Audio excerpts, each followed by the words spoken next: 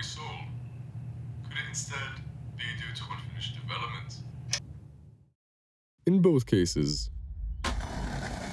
many games under those respective categories that have once been lost emerged from the storage rooms and shelves they once collected dust in and made themselves known.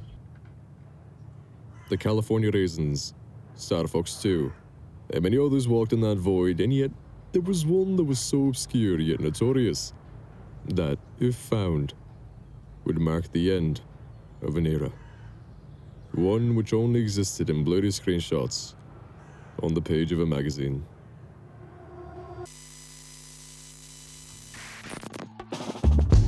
(1991), a year of rapid change in importance. The internet as we know it was first introduced to the masses during that year. Final Fantasy II, released to overwhelming praise and blockbuster, still existed.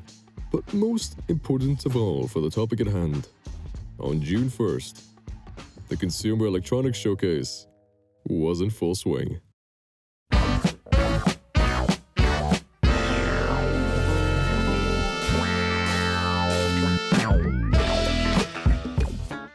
The place to be for any tech enthusiast of the time to behold the swift progress of the beeps and boops.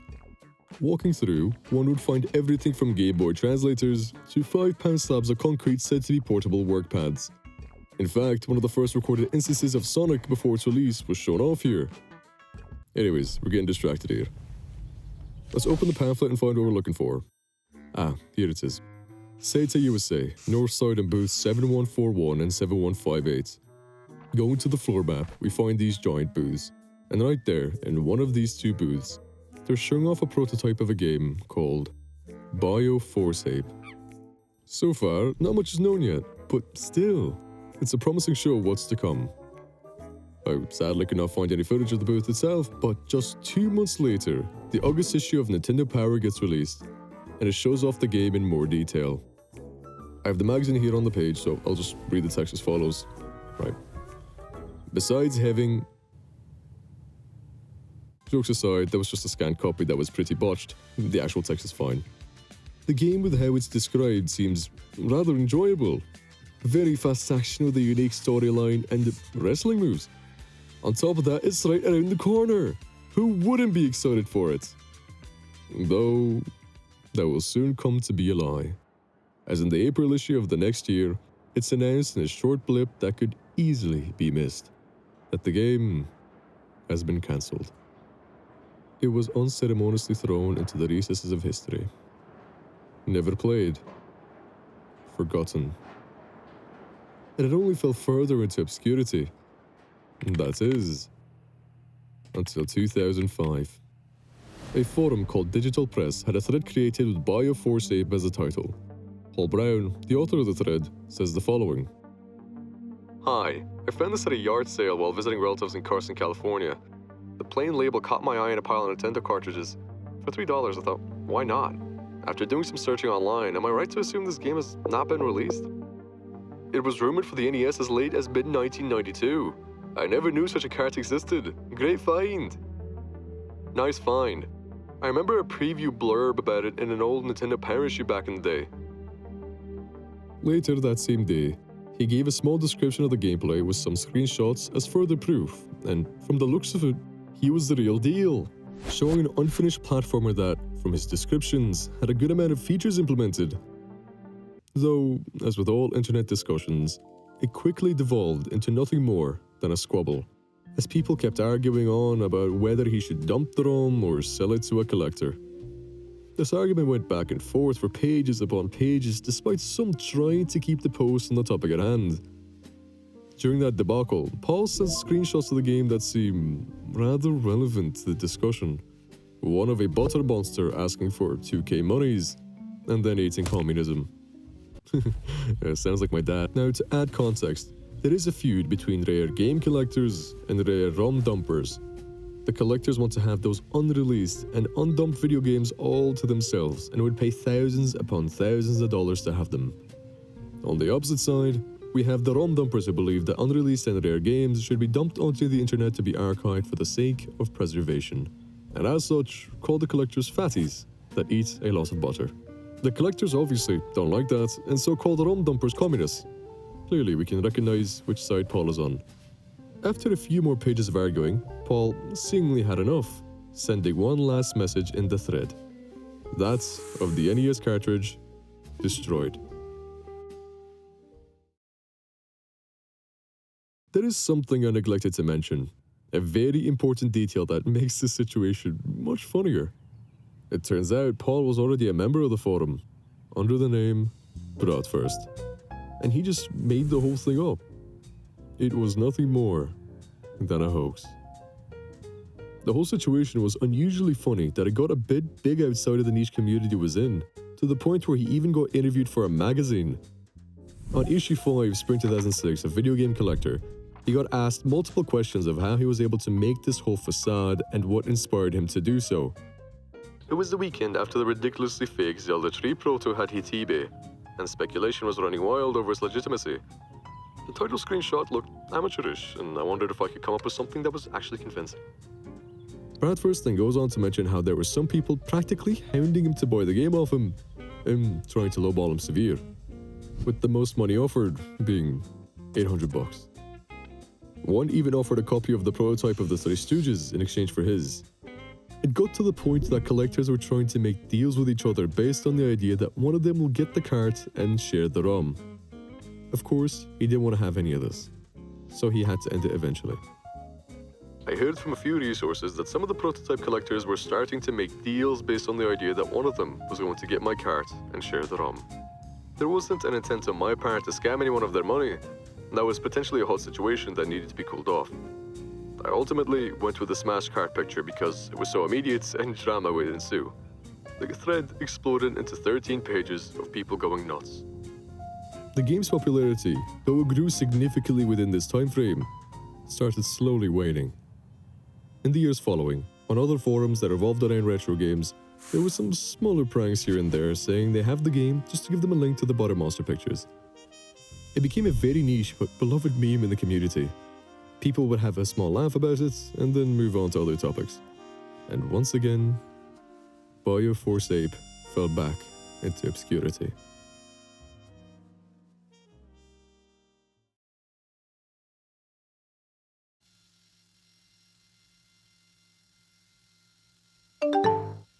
Hey Frank, I found it. Sometime in 2010, an item was put up on Yahoo auctions. A black Famicom cartridge shell with text on it reading, BioForce Ape. And who more appropriate to find it than Bratwurst himself? As soon as he found it, he contacted the founder of the Video Game History Foundation, Frank Cifaldi, and with the help of the community, was able to put together enough money to put a bid for the cartridge. And they won. They paid about 250,000 yen, which would be around $2,700 at the time to receive it. I imagine they must have been very impatient. I would be. Imagine soon enough you'll be getting your hands on a piece of legendary gaming history that is so obscure yet so fascinating. The only issue is, how could they trust that it was legitimate? Was this the actual cartridge, or was it a mere facade? The previous years of pranks and mockery gave this an air of skepticism, and the fact the auction ended on April 2nd certainly didn't squelch any worries, and made it seem like it was an April Fool's joke once again. After a while, the long-awaited moment came. The package is here! It's arrived! Broken. It arrived broken. The news was told by Chris Covell, a dumper who would have helped in preserving it. And just kidding, it was another prank! They really love the pranks, huh? They keep getting our hopes up! Oh, it's actually real. We're watching my biscuits, this is fantastic. Turns out, yes, the cartridge was real, despite the prank by Chris, a cheeky devil. And they were able to dump the ROM and properly preserve it. During my time researching this topic, I actually came across Chris's website, which, if you don't mind this small tangent here, is frankly fascinating. I am not someone who tinkers with old video game consoles, technologies, nor dumping old games / prototypes. But going through his website, it was very interesting to see his projects and articles of the different softwares he's made. Everything from making software for the PC Engine, to how he hacked the Commodore 64 DTV, to a guide on how to remove unwanted dithering from 2D textures on the PlayStation 1, and so much more. It truly is a fascinating read, so if at all you're interested in these sorts of topics, even just a little, I highly recommend you go visit his website, his Blue Sky, and YouTube channel. I'll have them linked in the description. Now, the reason I mentioned his website was because I was able to contact him through it and have a small interview about his experience with the game, how he came about knowing of its Yahoo auctions page, and how he became the person to dump it. I gained a lot of insight of what the people at the time felt with the game being found, and the general process from getting the cart to having the file on the computer to share. So, I do apologise as I may or may not have slightly exaggerated the finding of the auction for dramatic effect. It turns out that I am the cheeky devil. Now, the first question I ask is this. Why did Frank Cifaldi approach you to be the dumper for Bio Force Ape? Did you happen to dump games for him before, or did he just know you from someone else? Okay, so I had been interested in prototype and unreleased games, alternate versions, ever since we caught glimpses of them in the 80s or 90s magazines. Maybe around 2000, I started collecting prototype or sample game cartridges for the NES, and later Famicom, Game Boy, and Super Famicom when I moved to Japan in 2002. Around 2003, Frank Cifaldi had set up lostlevels.org to find and preserve prototype and unreleased games, document their stories, and so on. The next year, Frank, or another person from Lost Levels, asked if I'd like to join them since our interests matched, and start writing articles detailing some of these prototype games. So I both wrote posts, or 1 or 2 articles on Lost Levels, and also was able to find games on auction sites in Japan and pass them on to Lost Levels for documentation, dumping in the case of the Zelda Famicom Disk System beta disc, or occasionally did some of / helped with the EP ROM dumping and technical analysis myself. So if a game suddenly became available in Japan, I tried to bid on it. Over the years, this became much more expensive, so I could no longer afford the financial risk of doing this, unfortunately, even if the costs were split. Anyhow, BioForce Ape was one of these games that showed up on a Japanese auction site, so we scrambled to try and get it. What were your thoughts and feelings at the time when you were told this legend of a lost cart was found, and that you were going to be the one dumping it? BioForce Ape, the game itself, looked kinda middling to me, even coming from a middling developer like Seta with their 8 Eyes game and such. I thought it would have the same general level of quality of a game like Werewolf on NES, as those had a similar platformer look to them, and were going to come out around the same time. Still, the hilarious hoax post on Digital Press made by Paul Brown helped raise a lot of hype around the game and created some timeless gaming memes at the same time. You know, their butter, 2K monies, and e-communism. I was excited that this game was actually real after all and not lost. I was also nervous since it cost quite a bit, and that I might break an EP ROM pimp during the removal and dumping process. Now, to slightly divert the topic and to give some context on Seta, the company behind BioForce Ape, as I've neglected to mention him in any way whatsoever. They were founded in 1982 and were mainly known for making custom hardware to enhance arcade machines and consoles, pachinko machines, and, of course, video games. In fact, they had released a plethora of games with a good chunk of them being just as strange, if not more, than BioForce Ape, such as the classic Adventures of Tom Sawyer, where you don't know if the character you're playing as is dreaming or not, and you're fighting a giant octopus, a giant alligator, a giant gorilla made of either children or small apes, a blue statue demon, and a giant fuck-off blimp. Or this other game that was actually published by Square Enix called Project Sylphid for the Xbox 360. It's a game set in space where you play a protagonist that is named Katana Faraway. That name could give Ballsack from Dragon's Dogma a run for his money. What was the general sentiment and thoughts of everyone involved while waiting to get the cart delivered? Were they wary that it might be a scam/hoax, or were there maybe some other thoughts being passed around? There was some nervousness that it might be a scam by the seller. The screenshots he posted, however, were very close to the screenshots in the magazines, even after correcting some printing errors in the mags, so it looked legit enough. The seller had a long enough selling history and a positive auction rating, so we figured he wasn't running a scam this time. Other sentiment was just total excitement that this legend was real and finally soon playable. I'm a bit curious as to the mini prank you did, the one where you sent a picture of the cart smashed to pieces. What made you do that prank and how did you make it?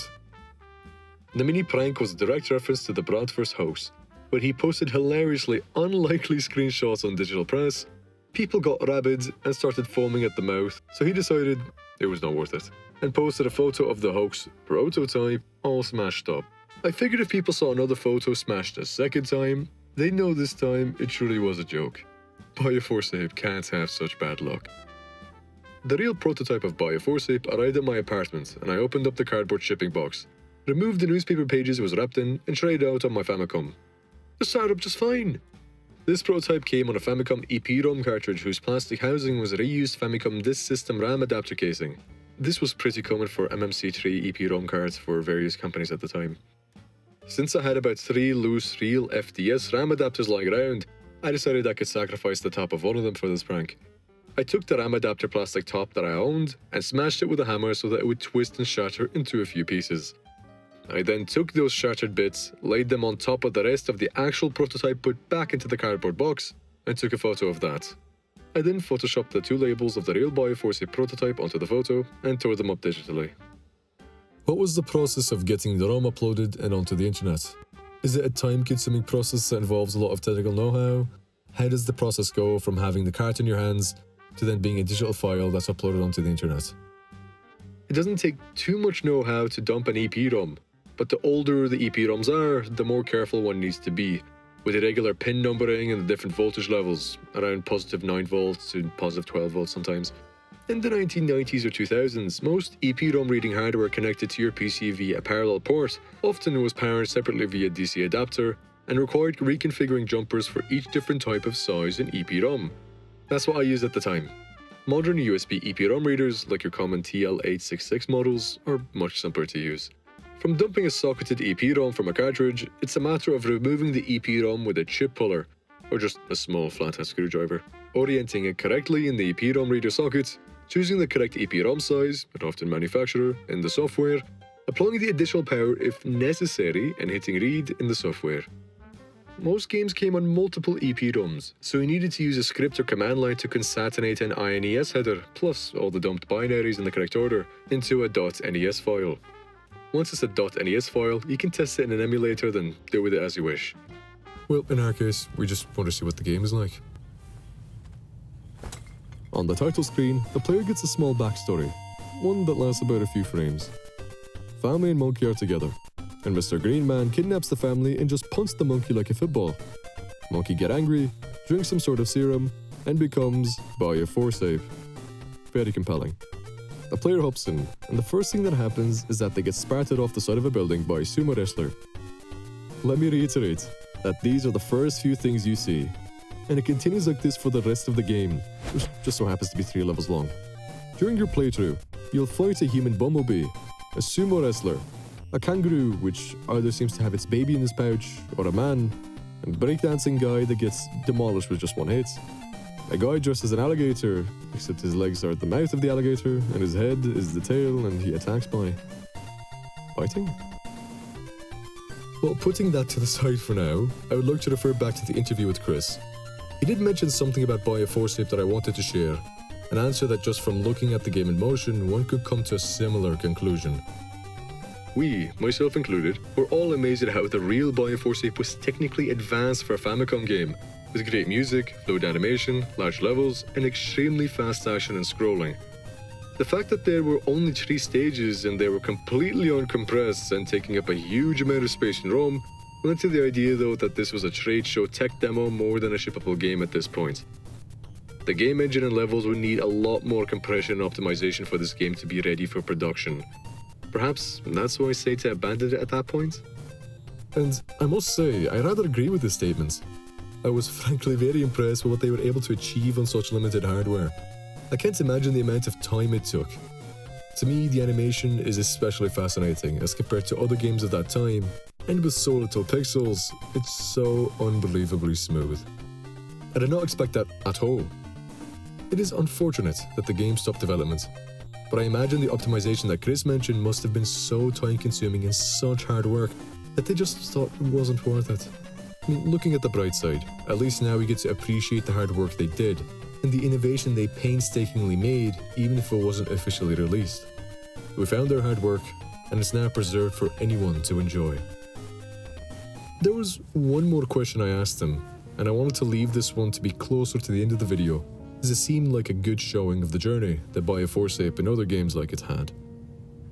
The final thing I sent over was the following. I would like to know your thoughts on why games like BioForce Ape, or games in general, should be preserved and what it means for you to help in preserving these games. I am happy to lend some sort of technical know-how to preserving games, such as dumping magnetic media, analyzing EP-ROMs, reverse engineering, etc. Since I lived through the era that this covers, I can also remember where I saw some mentions or screenshots in magazines, and thus track the timelines of some of these games. I think that's made a difference in remembering details and accuracy, especially contrasted to some articles or videos made by people who were perhaps too young at the time to catch some details or know what was taken for granted. As for why we should preserve prototypes, well, each person has their own interests and reasons. For some, we just want to play a new game from a nostalgic era. For others, it's fascinating to document the changes that a game went through, as this shines a light on the creative process and the game creators' evolving ideas for their game. Post-mortems at game developers' conferences are always popular, but you can't really educate the audience if you have nothing material to show them besides the developer's vague memories, can you? I think companies should of course be preserving their own games at every step of the development process, but that obviously is far from being a priority for most of them. This does not make them any money unless a re-release or remaster happens a decade or more down the line. Even if a company is making a great effort at preservation right now, a change in management can still stop that cold at any time. I'm glad that it was the people at magazines and individuals that held onto EP-ROM cartridges and such from the 80s and 90s. If individual companies won't preserve and at least share footage of old game projects in the future, that there is a place for non-profits or groups like Video Game History Foundation to do the actual forensic preserving, or assist with preserving soon-to-be-lost games. All in all, BioForce Ape certainly is unique, and the small history it had, though scarce in information, was fascinating from beginning to end. With the evolution of games from Pong to the modern day, there were some that were lost along the way, forgotten by the sands of time and lost to the corrosion of the hot sun above its plastic exterior. However, some refused to let this be the fate of those games that were abandoned and never completed, and the people preserving their history have put all their effort into keeping it that way. BioForce Ape was never a joke, and the select few out there have made sure to let the world know. Thank you for watching, and I hope you have a wonderful day.